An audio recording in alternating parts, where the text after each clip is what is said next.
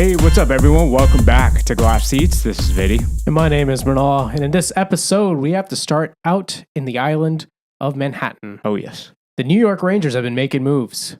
Jacob Trouba traded to the Anaheim Ducks, and then Igor Shesterkin signed to the biggest goalie contract in NHL history. Yeah, one right after the other. It seems like it was almost like a domino waiting to fall, right, with Trouba? Yeah, that one was definitely waiting to fall, and with the Rangers not playing well down this recent stretch here, like the GM's getting itchy fingers. Yeah, it's kind of shocking to me how public they've made this, right? Like, we thought the Swayman negotiations were pretty public, but this is like, he's putting his players out in blast just for everyone to see, right? I mean, talking about Kreider and Trouba, maybe Zibanejad too. I think part of it is because it's New York. They're the biggest American team. That's true. Yeah. Right. The only team that comes close to them is the Leafs. Yeah. Yeah. I think from a valuation perspective, I still think the Rangers outshine them in terms of like how much they more cost. people in New York than Toronto. Yeah. Right. But like we're comparing like we're not, they're so close to each other. Yeah. So I think something that was interesting that was also brought up is the Barclay Goodrow situation on the offseason and how that was handled. And it almost feels like they were kind of pushing Trouba again. If you don't know, Jacob Trouba, they were trying to, their longtime captain, great veteran presence, not worth his contract. He's getting paid like $8 million a year, $8.5 or something.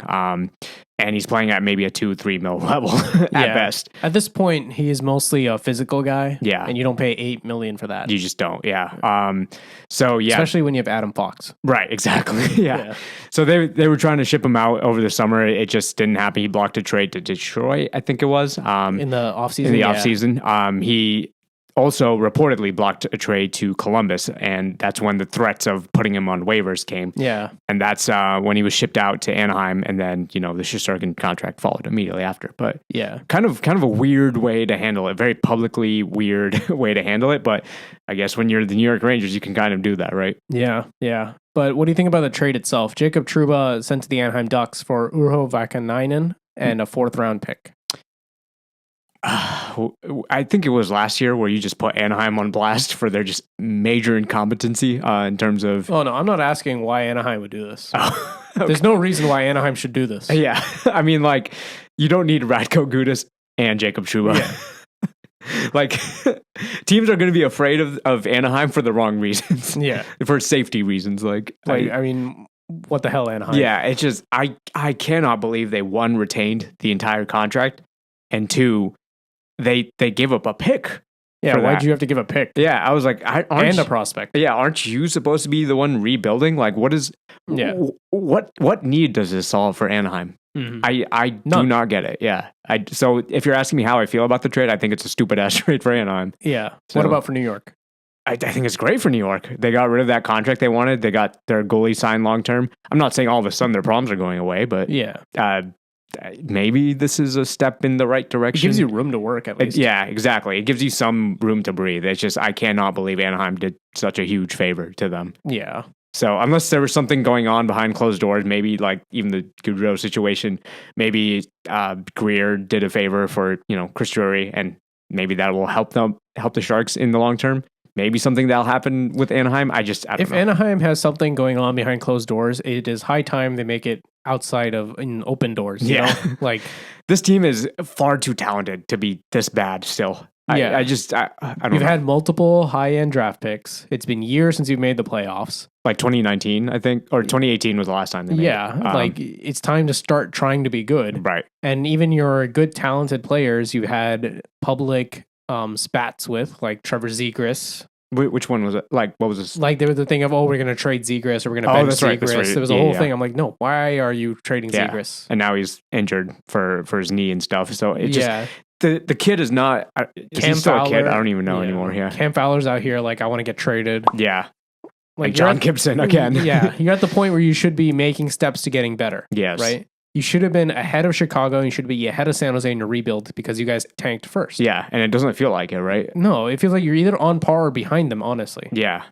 And I don't think this Trouba trade, helps at all. Again, the need for this trade, I just don't understand. I don't know how this makes them better or worse. Does it make them worse? I don't know. You traded away the pick and and gave away a It prospect. makes them worse in the future. Yeah, it's just like it's a mind-boggling trade if I'm Anaheim. But we can flip to the other side and talk about the Shesterkin contract now too. I mean, they got that man signed. He was asking for 11.25 or 11.5, and he got it, and he turned down 11.25. So now he's like friggin' rich. But like, what if the Rangers are like not good for the next however long? I mean, that's what the Rangers do. They sign a generational goaltender, and then they're Give good him enough. nothing to work with. Yeah. It's just standard operating procedure for the Rangers, right? It's a Lundqvist jersey if you're on audio behind us. But so I mean, for how good Shesterkin has been, you signed this deal. I think. Yeah. And this takes him up to age 37. Right. So you have him for basically his career. Mm-hmm. So if you're Shesterkin, what do you think the priority was? Was it a priority to get signed to the Rangers, or is like if he tested the free agency market, something tells me he could have got even more than 11.5? Yeah, probably, but he wouldn't have gotten the years. Oh, so I think this is the best like combination of years and contract. Yeah, that he would have get. So is it because at this point I genuinely can't tell if the Rangers are on the downfall or if they're like on trying to get better, or like I don't know what they're trying to go now. Is. They have to win now. Right. I know they have to win, but like it's not happening clearly. Well, I mean, this way you get the question of the contract out, right? So now Shesterkin's locked in. Mm-hmm. Mentally, he's playing. You freed up your cap space for Trouba. New York just became a prime mover at the deadline. Right. So is this a team you think is going to more so retool to like get Shesterkin the help he needs? I don't even think it's a retool. I think they're going to bulk at the deadline this year. Oh, okay. And they just got the cap space to do that. Okay. Yeah.